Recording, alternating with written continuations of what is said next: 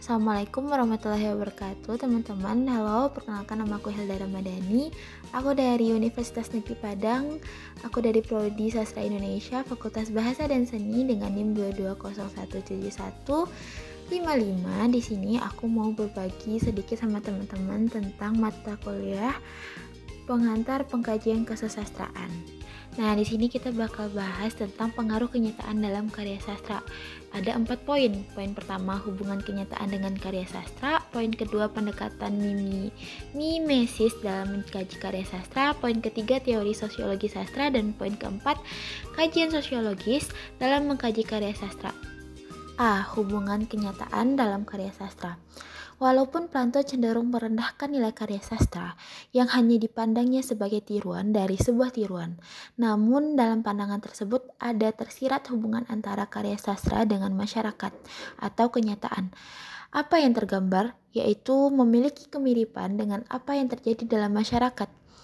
Hubungan antara sastra dengan masyarakat selanjutnya dirumuskan oleh Aristoteles, di mana ia mengasari kajian sosiologi karya sastra tersebut yang membahas kenyataan yang terdapat dalam karya sastra dalam hubungannya dengan kenyataan yang terjadi dalam masyarakat dan menganggap sastra sebagai sarana untuk mencatat dokumen sosial historis masyarakat.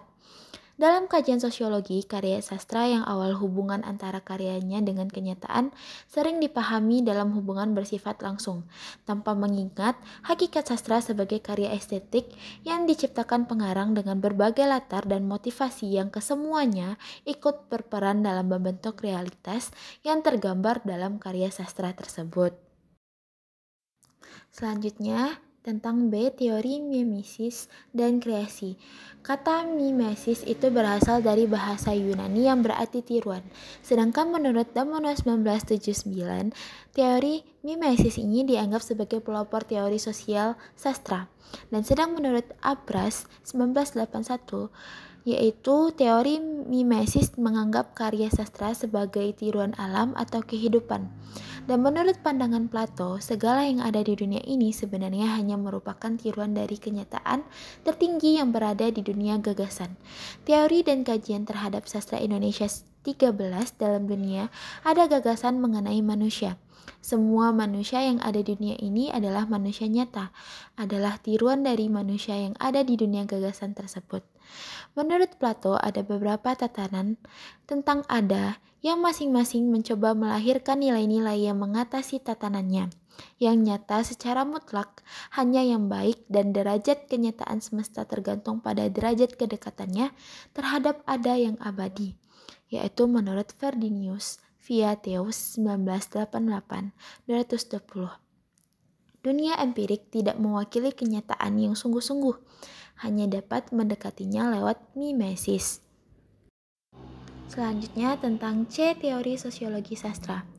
Sosiologi sastra merupakan teori sastra yang menganalisis suatu karya sastra didasarkan dalam hubungan kemasyarakatan. Karya sastra juga dianggap sebagai ekspresi pengarang. Raucek dan Warden pada tahun 2009-18. Sosiologi adalah ilmu yang mempelajari hubungan antara manusia dalam kelompok-kelompok. Penelitian tersebut banyak diminati oleh penulis yang ingin melihat sastra sebagai cerminan kehidupan masyarakat. Dapat disimpulkan bahwa sosiologi sastra adalah penelitian suatu karya sastra terhadap hubungan terhadap masyarakat, yakni masyarakat sebagai pembaca karya sastra, masyarakat sebagai pencipta karya sastra, dan penerimaan masyarakat terhadap suatu karya sastra.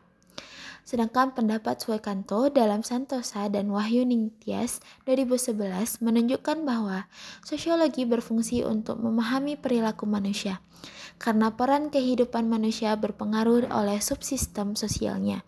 Pada dasarnya, subsistem sosial meliputi individu atau elemen individu dalam masyarakat dan kehidupan yang dihasilkan oleh masyarakat tersebut. Nah, materi selanjutnya tentang penerapan sosiologi dalam karya sastra. Menurut Renwale, Austin Warren, dan Ian Watt, keberadaan karya sastra tidak lepas dari adanya hubungan timbal balik antara pengarang, masyarakat, dan pembacanya. Pembagian jenis sosiologi sastra tersebut hampir mirip dengan apa yang dilakukan oleh Ian Watt dalam esainya Literature on Society Via dan Bono 1979, Ian Watt membedakan antara sosiologi sastra yang mengkaji konteks pengarang, sastra sebagai cermin masyarakat, dan fungsi sosial sastra. Sosiologi sastra yang mengkaji sastra sebagai cerminan masyarakat, mengkaji sejauh mana sastra tersebut dapat dianggap sebagai cerminan keadaan masyarakat. Ian Watt, via Damono membedakan adanya 3 pandangan yang berhubungan dengan fungsi sosial masyarakat. Fungsi sosial sastra. 1. Pandangan kaum romantik yang menganggap sastra sama derajat dengan karya pendeta atau nabi, sehingga sastra harus berfungsi sebagai pembaharu dan perombak. Yang kedua, pandangan seni untuk seni, di mana sastra dilihat sebagai penghibur belaka. Yang ketiga, pandangan yang berhakikat sosiologi, di mana teori dan kajian terhadap sastra Indonesia 27 bersifat kompromis. Di satu sisi, sastra harus mengajarkan sesuatu, namun dengan cara yang menghibur. Nah, ini dulu teman-teman materi yang kita bahas hari ini. Sampai jumpa di lain waktu. Terima kasih banyak. Assalamualaikum warahmatullahi wabarakatuh. Semoga bermanfaat untuk teman-teman. Bye-bye. Assalamualaikum.